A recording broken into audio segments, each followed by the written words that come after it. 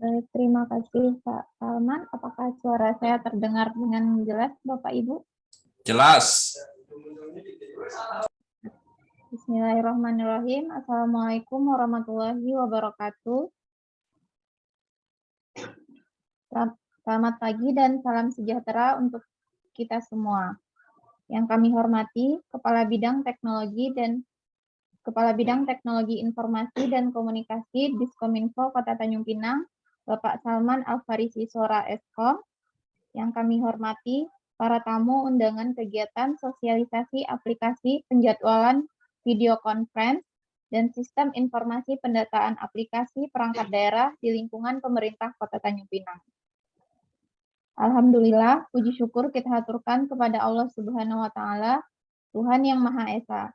Di pagi yang penuh berkah ini, kita masih diberi kesempatan untuk dapat hadir mengikuti kegiatan sosialisasi aplikasi penjadwalan video conference dan sistem informasi pendataan aplikasi perangkat daerah di lingkungan pemerintah Kota Tanjung Pinang.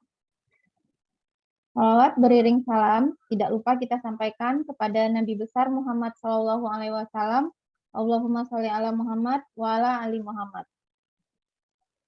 Hadirin yang saya hormati, untuk tidak memperpanjang mukadimah, langsung saja kita memasuki acara pertama, yaitu sambutan dan arahan dari Kepala Bidang Teknologi Informasi dan Komunikasi Diskominfo Kota Tanjung Pinang. Kepada Bapak Salman Al-Farisi Sora Eskom, kami silakan.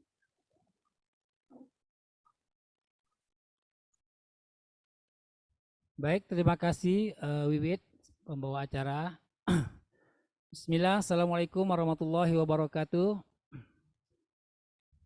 Yang kami hormati Bapak Ibu peserta sosialisasi aplikasi Fitcon dan pendataan aplikasi di lingkungan pemerintah Kota Tanjung Pinang. Alhamdulillah wa syukurillah, pada kesempatan ini kita masih diberikan oleh Allah Subhanahu wa Ta'ala nikmat sehat tentunya, sehingga kita dapat hadir memenuhi ataupun hadir di dalam jaringan terkait dengan sosialisasi aplikasi Fitcon dan pendataan aplikasi ini secara daring ya. Tentunya kami berterima kasih. Kemudian salawat dan salam marilah kita sampaikan kepada junjungan alam Nabi Muhammad Sallallahu Alaihi Wasallam. Baik Bapak Ibu, terima kasih sekali lagi. Yang pertama kami ingin menyampaikan permohonan maaf dari Kepala Dinas. Sejatinya tadi beliau ingin membuka acara ini, tetapi karena sesuatu dan lain hal beliau tidak sempat, sehingga acara ini kami yang melanjutkan. Sekali lagi kami juga yang kedua kami ingin berterima kasih, memberikan apresiasi yang setinggi-tingginya kepada Bapak Ibu semua yang ada di lingkungan OPD.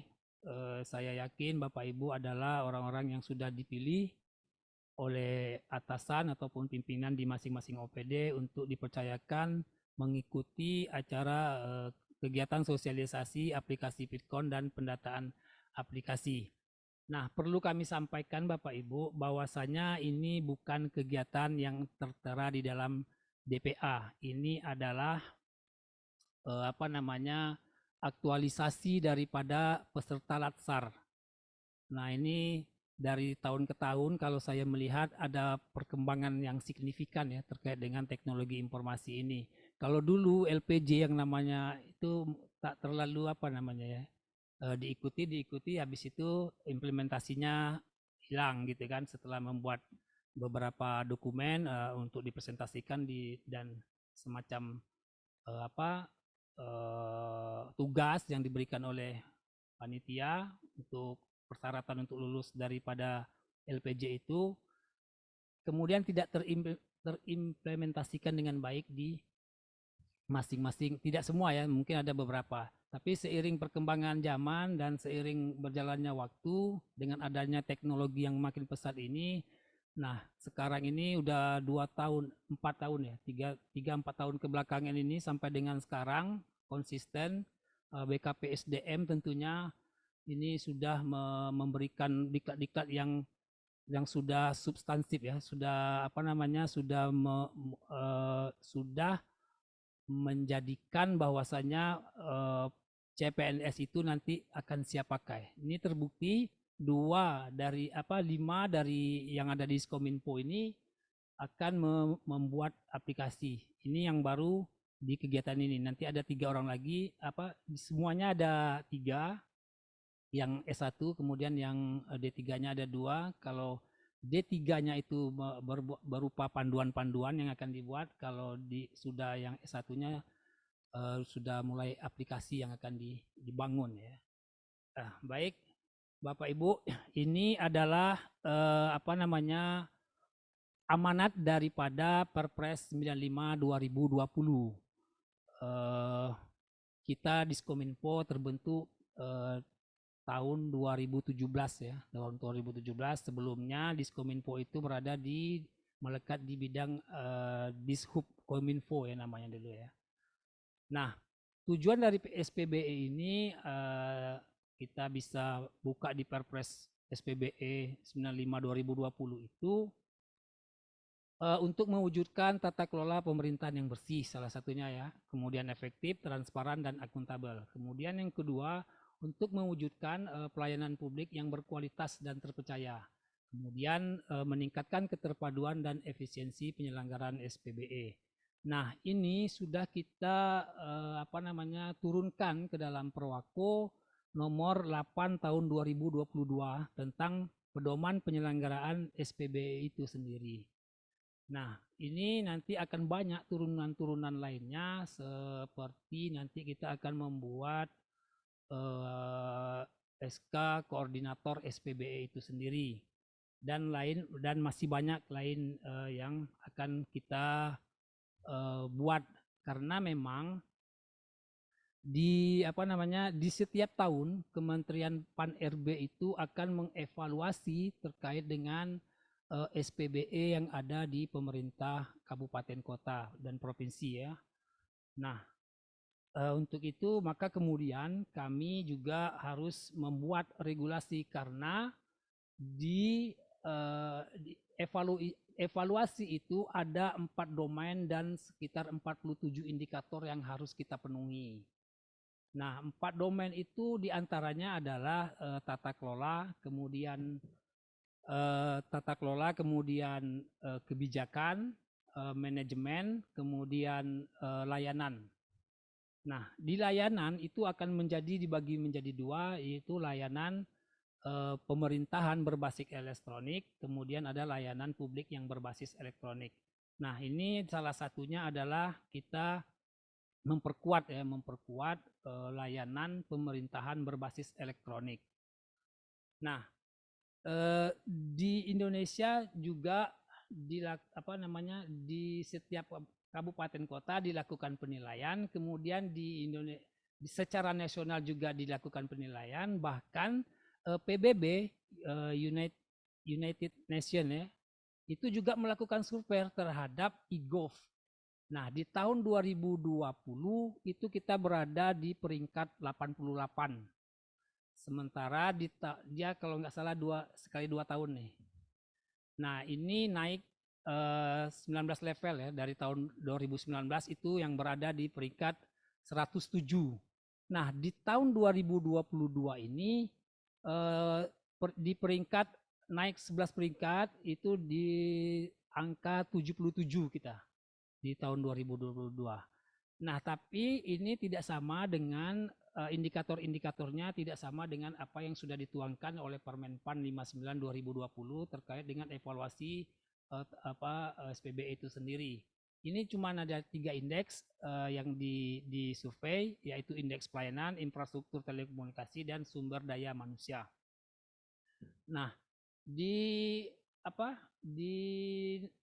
pemerintah daerah itu dilakukan survei yang saya sampaikan tadi. Alhamdulillah kita di Tanjung Pinang itu di tahun 2021 itu di indeks SPBE kita di 2,29. Memang ini masih jauh dari harapan, karena di target RPJMD kita itu 3,1 bahkan. Nah, kemungkinan tidak tercapai, tapi ya kita terus berupaya untuk melakukan perbaikan-perbaikan terhadap penyelenggaraan pemerintahan berbasis elektronik ini. Di Kepri ini Batam itu nomor pertama ya, di 2,64. Kemudian di urutan duanya kita 2,29. Kemudian di kabupaten kota lain itu di bawah kita semua. Dan provinsi sendiri itu masih di 1,96. Nah, nanti di dalam SPBE itu terdapat beberapa acuan-acuan yang harus kita terapkan.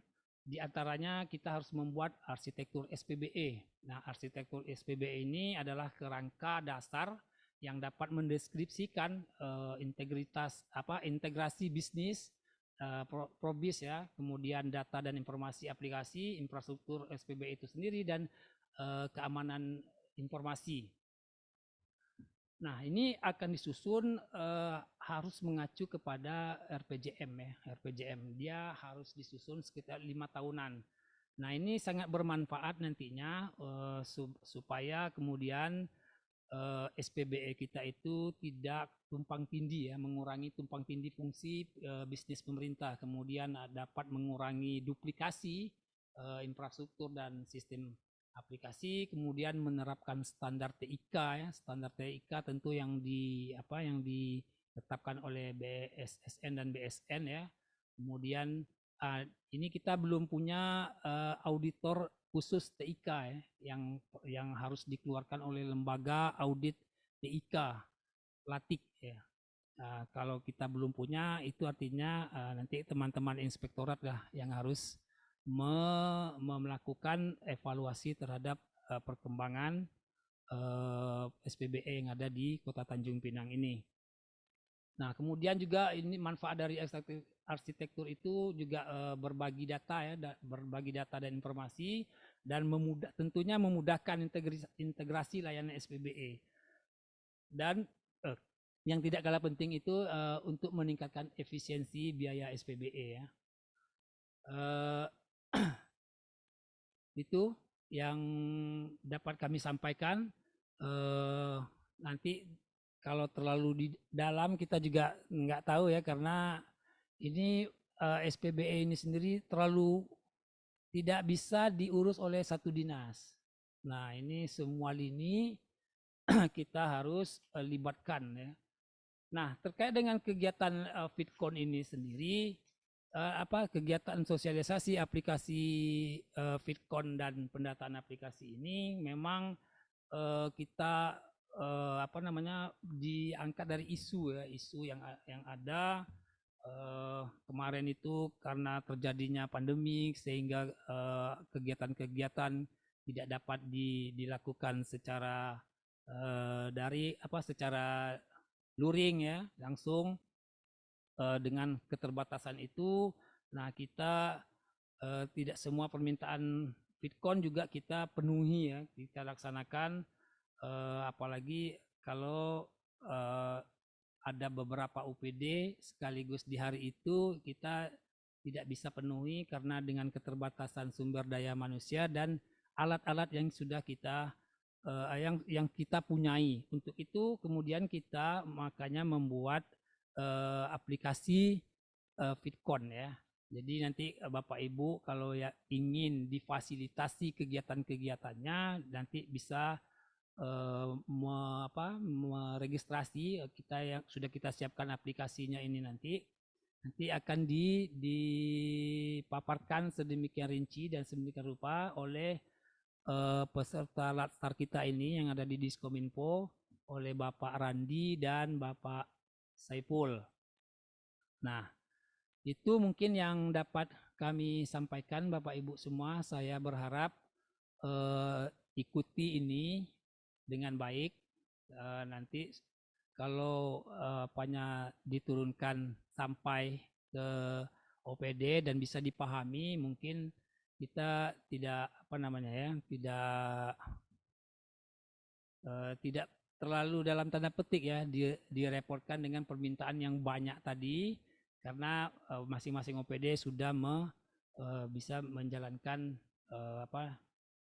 FitCon-nya di tempat Ini bukan maksudnya VidCon yang buka apa ya, bukan apa namanya, bukan yang sekarang kita laksanakan ini, tapi VidCon yang akan memakai kamera gitu. Nanti ada alat-alat lainnya itu. Nah, itu yang mau kami sampaikan ke Bapak Ibu semua nanti di pembahasan lebih lanjutnya.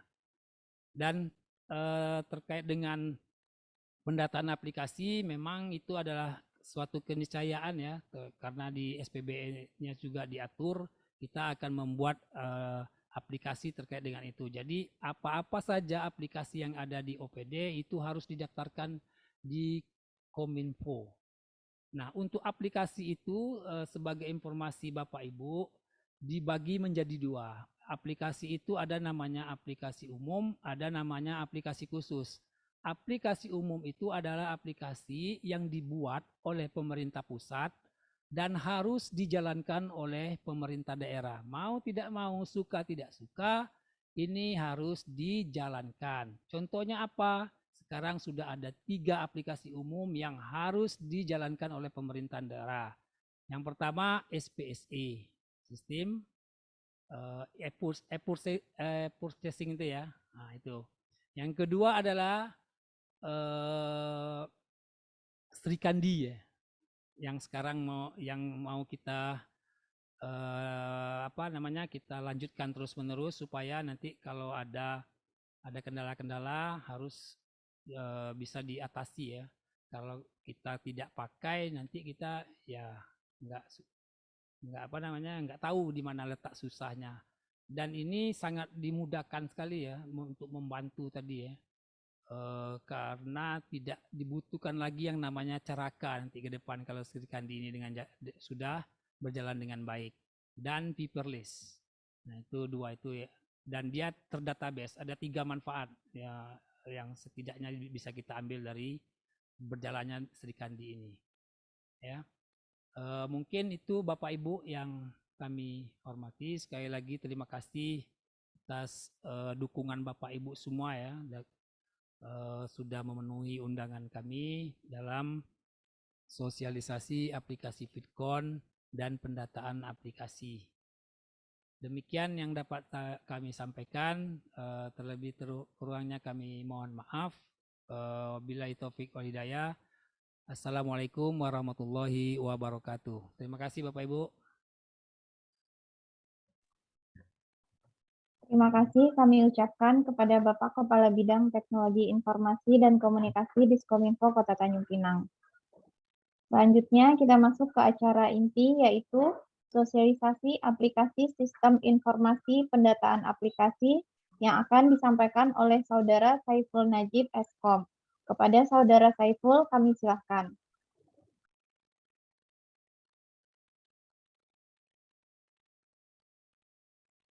Baik, terima kasih. Assalamualaikum warahmatullahi wabarakatuh. Izin Pak Kabid dan Bapak Ibu sekalian untuk menyampaikan, izin share screen ya.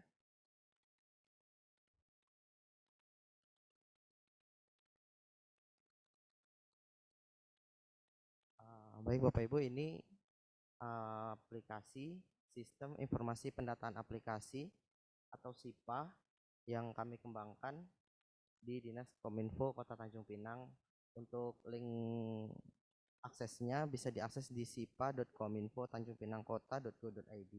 Bisa nanti akan saya sertakan di link chat Zoom yang akan saya sampaikan nanti. Baik, ini untuk halaman antarmuka atau landing page-nya di aplikasi SIPA. Di sini ada logo, lalu ada nama pengguna dan kata sandi. Aplikasi SIPA ini sudah terintegrasi dengan aplikasi Siap Tanjung Pinang. Jadi untuk username dan passwordnya menggunakan akun pengguna dari Siap. Jadi untuk loginnya ini Bapak Ibu bisa menggunakan login dari pengguna Siap yang Bapak Ibu gunakan. Untuk nama ya Pak. Oh ya, maaf Pak, maaf. Saya Saiful Najib, ahli pertama Pranata Komputer, Dinas Komunikasi dan Informatika di Unit Kerja Bidang Teknologi dan Informasi dan Komunikasi. Baik, untuk nama penggunanya, nanti Bapak Ibu bisa menggunakan NIP, NRPTT, dan PIN yang Bapak Ibu gunakan di aplikasi Siap.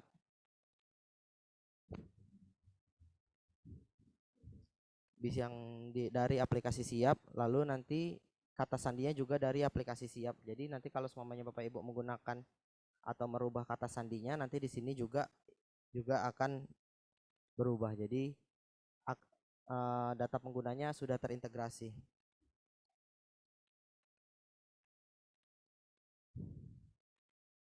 Ini halaman antarmuka jika sudah login. Ini Bapak Ibu akan diarahkan langsung sebagai admin OPD. Jadi admin OPD atau pengguna di OPD yang mempunyai hak akses untuk menginput data aplikasi yang ada di OPD Bapak Ibu semua. Lalu ini ada data aplikasinya, tinggal kita tambahkan. Ini ada contoh yang sudah saya input. Lalu di sini kita bisa tambahkan tambah data. Di sini Bapak Ibu bisa mengisi nama aplikasinya, contohnya itu langsung saya demokan aja. Sistem informasi pendataan aplikasi. Bapak Ibu juga bisa mengisi website atau portal yang ada di OPD Bapak Ibu untuk dapat didata. Jadi di sini nanti bisa dipilih jenis layanannya seperti apa. Di sini ada pelayanan publik, pelayanan internal pemerintah Kota Tanjung Pinang, dan pelayanan antar OPD. Kalau untuk nanti di pelayanan publiknya, aplikasi yang tertera sebagai pelayanan publik nanti akan difilter dan akan ditampilkan di portal web Kominfo, portal web Tanjung Pinang Kota Go ID untuk informasi kepada masyarakat tentang informasi sistem pelayanan informasi publik yang ada di Kota Tanjung Pinang. Lalu di sini bisa dijelaskan secara singkat deskripsi tentang aplikasi.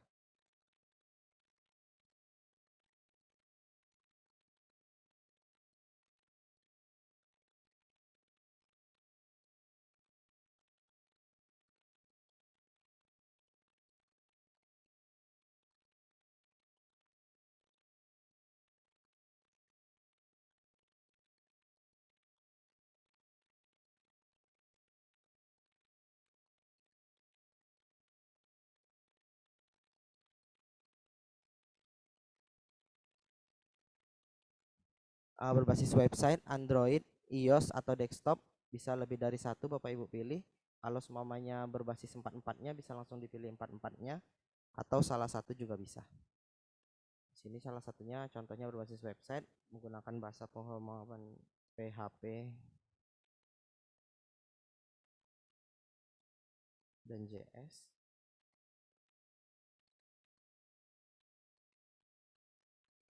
Lalu di sini DBMS-nya atau database-nya itu menggunakan database seperti apa. Lalu lokasi hostingnya atau lokasi aplikasinya berada di server sendiri atau yang ada di OPD, server pihak ketiga, data center Diskominfo yang ada di sini, atau penyedia aplikasi. Contohnya mungkin kayak Sri Kandi itu nanti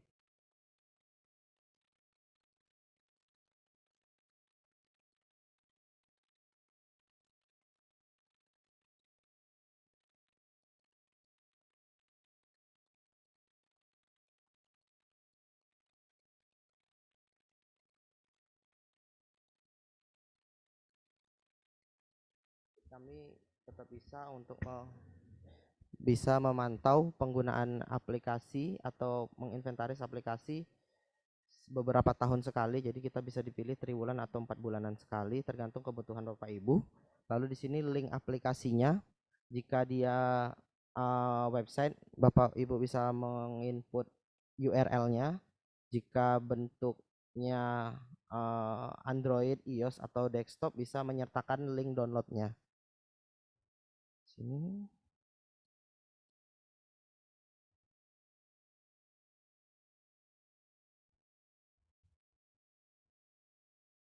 Penyedia aplikasinya boleh diisi.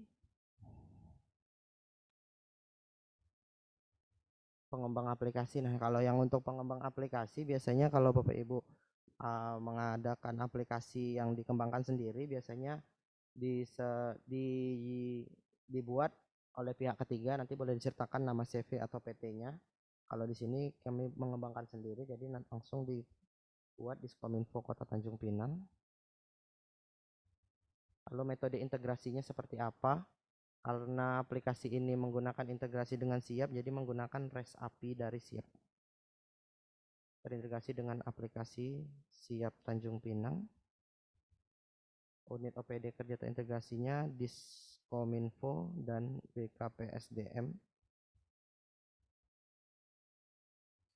Regulasinya yang mengatur tentang aplikasi atau sistem informasi yang digunakan. Kalau di sini pendataan aplikasi itu mengacu pada Perpres nomor 95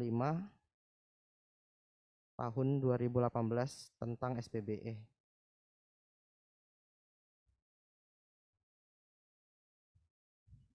Nah, di sini juga Bapak Ibu nanti menyertakan nama PIC atau penanggung jawab aplikasi yang ada di instansi Bapak Ibu. Kalau di sini sebagai saya sebagai PIC-nya.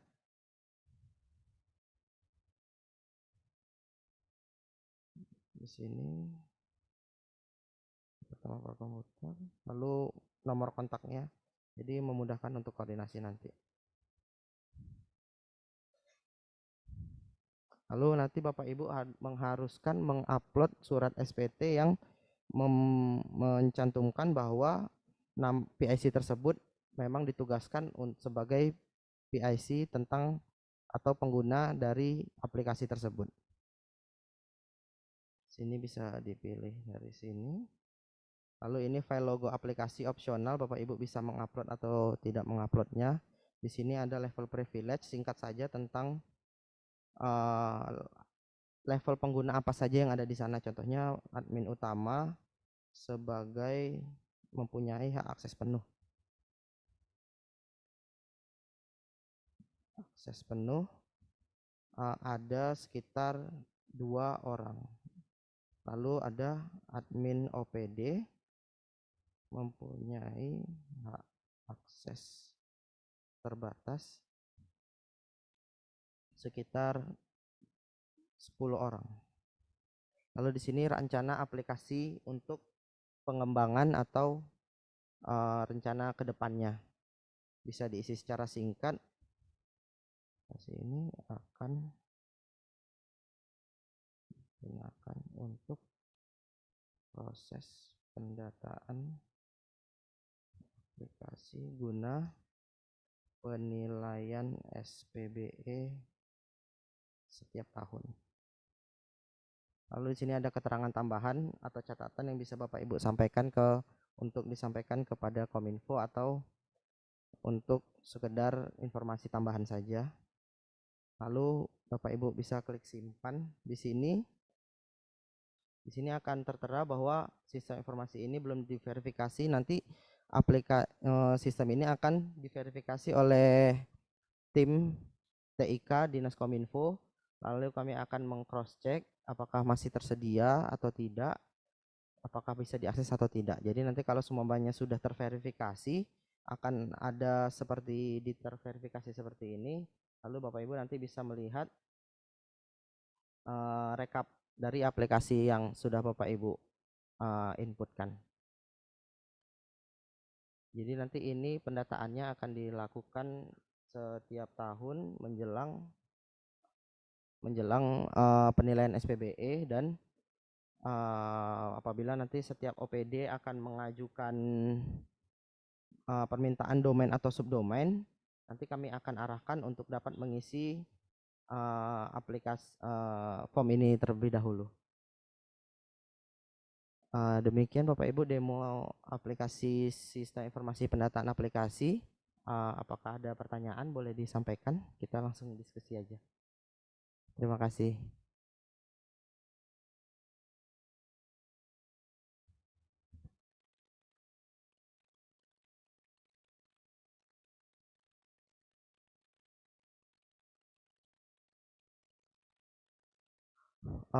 Informasi aja nanti setelah ini saya izin untuk membuat WhatsApp group untuk bisa mengkoordinasi. Jadi kalau Bapak Ibu ada kendala terkait penginputan data aplikasi ini, nanti bisa langsung disampaikan di grup WhatsApp-nya. Nanti akan saya sertakan link untuk join-nya itu di chat.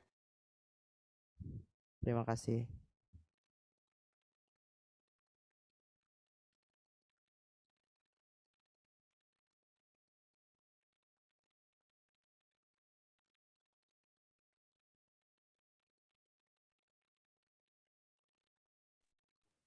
Pada Bapak Ibu yang memiliki pertanyaan kepada Saudara Saiful, boleh silahkan langsung bertanya. Terima kasih.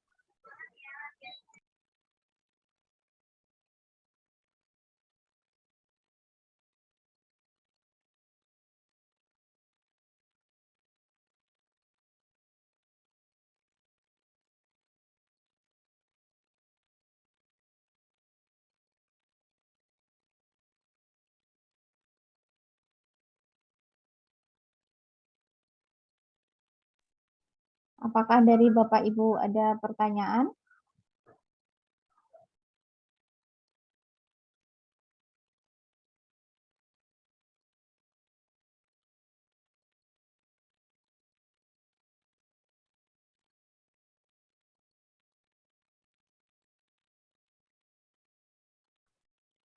Baik, bila tidak ada, selanjutnya kita akan menyimak penyampaian sosialisasi aplikasi penjadwalan video conference yang akan disampaikan oleh Saudara Rahmat Kafiandi Eskom.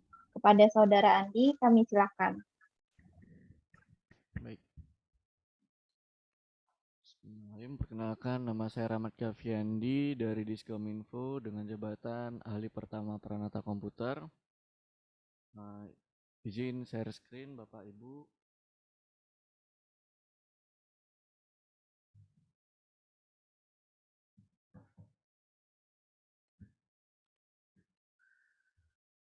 Baik. Sebelumnya terima kasih kepada moderator telah mengizinkan untuk saya memaparkan aplikasi penjadwalan video conference, yang mana video conference ini merupakan teknologi yang sudah sering kita pakai semenjak pandemi COVID-19 yang melanda di negeri yang kita cintai ini. Baik, langsung saja. Untuk penggunaan aplikasi penjadwalan video conference ini, Bapak Ibu bisa membuka tautan yaitu JaVidCon atau singkatan dari penjadwalan video conference di javidcon.kominfo.tanjungpinangkota.go.id. Kemudian Bapak Ibu akan menjumpai halaman beranda. Kemudian Bapak Ibu bisa mengklik ajukan permintaan fasilitasi. Nah, halaman yang selanjutnya akan terbuka adalah halaman untuk formulir permintaan fasilitasi video conference. Nah, di sini Bapak Ibu bisa mengisi kegiatan yang akan Bapak Ibu ajukan untuk difasilitasi video conference-nya atau live streaming. Bapak Ibu memilih OPD Bapak Ibu berasal, semisal dari Sekretariat Daerah Kota Tanjung Pinang, kemudian mengisi nama kegiatannya, misalnya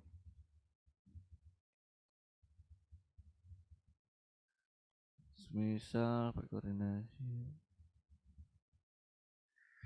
Kemudian Bapak Ibu juga bisa menyertakan apabila di dalam kegiatan itu melibatkan seperti wali kota, wakil wali kota, sekda, maupun asisten dan kepala OPD terkait.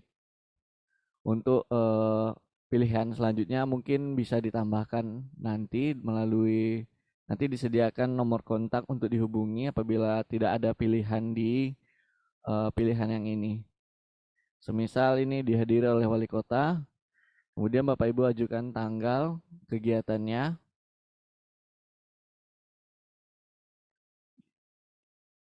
Kemudian jam mulai kegiatan dimulai dari jam 8 dan estimasi jam selesai kegiatan. Di sini estimasinya jam 12. Kemudian lokasi kegiatan Bapak Ibu di sini ada ini dua yang mungkin yang sering kita fasilitasi, tapi tidak menutup kemungkinan untuk lokasi lain. Di sini bisa diklik lokasi lain apabila lokasi yang Bapak Ibu ajukan tidak ada di pilihan lokasi kegiatan ini, nanti bisa diisi di sini. Kita misalkan di aula untuk kemudian ada pilihan apakah tersedia jaringan internet. Nah, di sini jika di tempat yang Bapak Ibu ajukan belum tersedia internet, klik saja tidak. Namun jika tersedia, mohon diisi untuk kecepatan jaringan internetnya. Misalnya di sini ada 50 Mbps. Kemudian ada narah hubung, siapa yang bisa kami hubungi atau yang bertanggung jawab terhadap kegiatan tersebut. Misal nama saya, kemudian kontak narah hubung tersebut.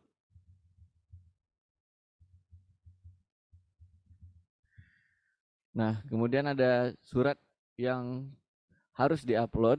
Ini sama seperti surat yang Bapak Ibu mungkin upload di Sri Kandi untuk permintaan fasilitasi VidCon-nya.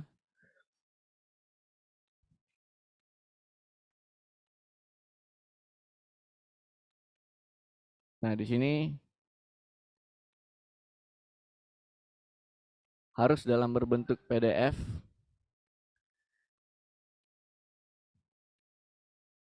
Kemudian ada kolom catatan apabila Bapak Ibu menyampaikan catatan atau permintaan tertentu, semisal permintaan kamera sebanyak 2 titik. Nah, jika Bapak Ibu di sini tadi tidak memiliki jaringan internet, di dalam catatan ini bisa disampaikan tidak memiliki internet.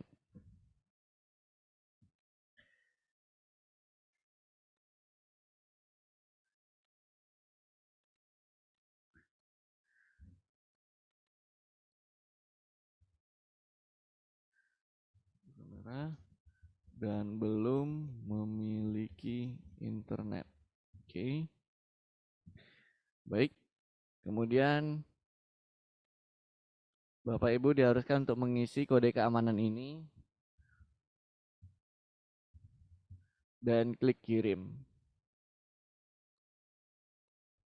Begitu berhasil mengirim permintaan, nanti Bapak Ibu akan diberikan nomor pengajuan, nomor permohonan fasilitasi VidCon.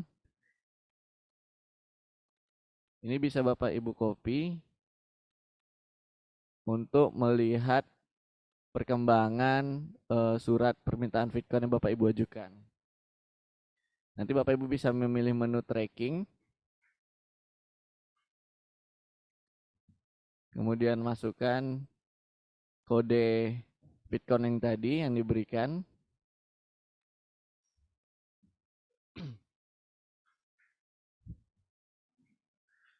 Kemudian diisikan kode keamanannya.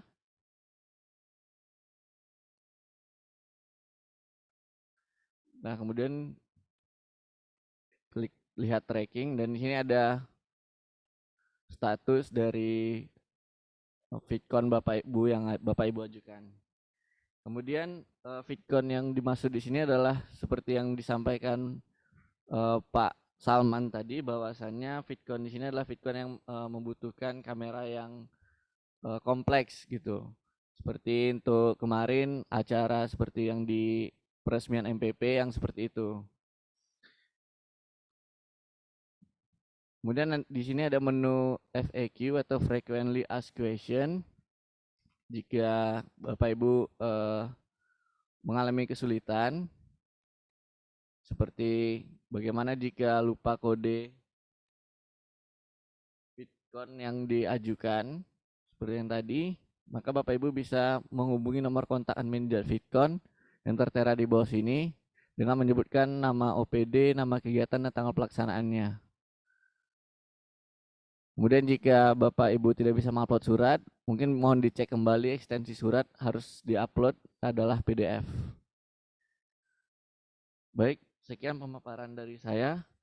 Kalau ada Bapak Ibu mempunyai pertanyaan, boleh disampaikan untuk kita berdiskusi.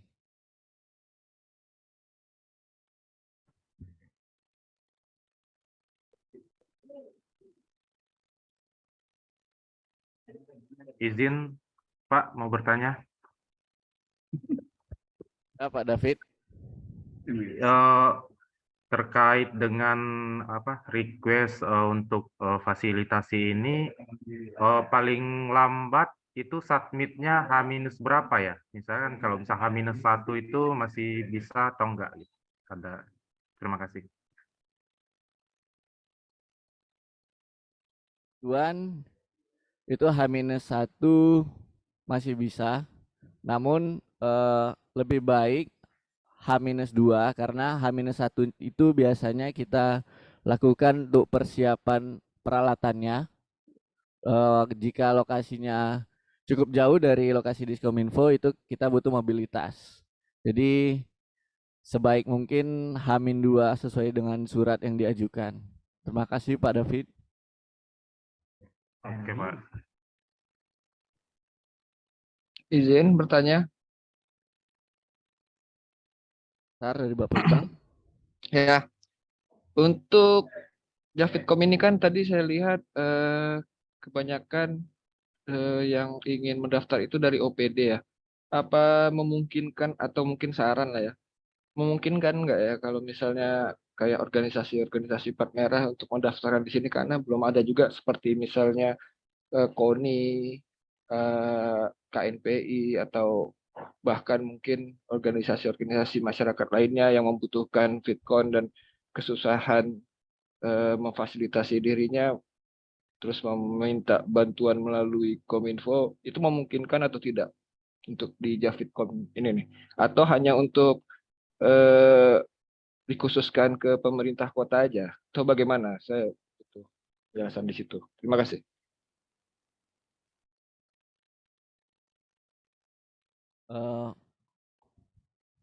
Untuk sementara selama ini masih difokuskan di lingkungan pemerintah Kota Tanjung Pinang saja.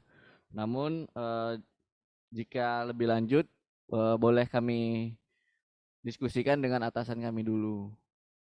Karena yang memiliki kewenangan adalah atasan kami. Sekiranya begitu Pak Cesar.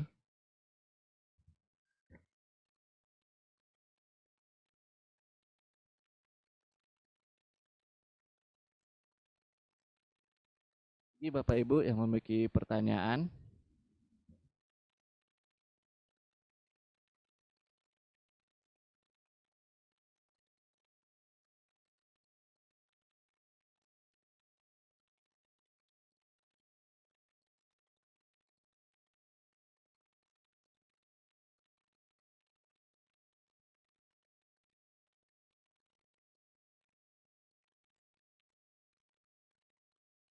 Ini Mas, akun Zoom-nya disiapkan juga Kominfo atau OPD mempersiapkan akun Zoom sendiri atau bagaimana?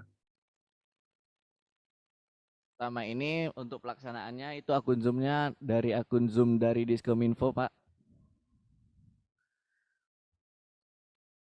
Oke, makasih. Iya, sama-sama Pak. Baik.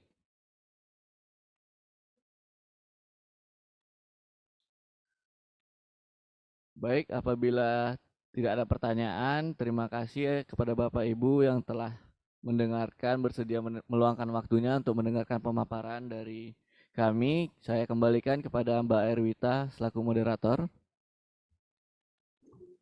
Oke, terima kasih kepada Saudara Andi yang sudah menyampaikan tentang sosialisasi aplikasi penjadwalan Fitcon. Demikianlah acara kegiatan sosialisasi kita hari ini. Terima kasih atas kehadiran Bapak dan Ibu sekalian. Salah dan kurang saya mohon maaf. Saya akhiri, wabillahi taufik wal hidayah. Wassalamualaikum warahmatullahi wabarakatuh. Waalaikumsalam warahmatullahi wabarakatuh.